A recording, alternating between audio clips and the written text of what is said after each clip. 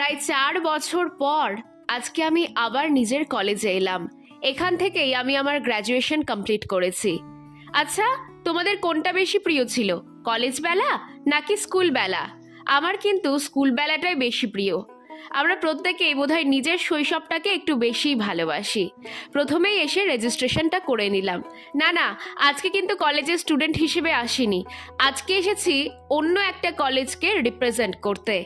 প্রথমেই আমরা অডিটোরিয়ামে চলে গেলাম, আর সেখানে গিয়ে রীতিমতো ভয় করছে যে কি যে হবে, আর এত ক্যামেরা, এত লাইট। ও কেন এসেছি সেটাই তো বলা হয়নি। স্পিক ফর ইন্ডিয়ার ডিবেট কম্পিটিশন ছিল আমাদের দক্ষিণ দিনাজপুর জেলাতে, আর সেটার সেন্টার ছিল গঙ্গারামপুর কলেজ। তো বেশ নার্ভাস ফিল করছি। তার মধ্যে আমাদের আগের টিমকে ডেকে নিল, এরপরেই আমাদের টার্ন আসবে, যারা বুঝিয়ে দিচ্ছে কি হবে না হবে। তো যাই হোক, নেক্সট পার্ট নিয়ে খুব তাড়াতাড়ি আসছি।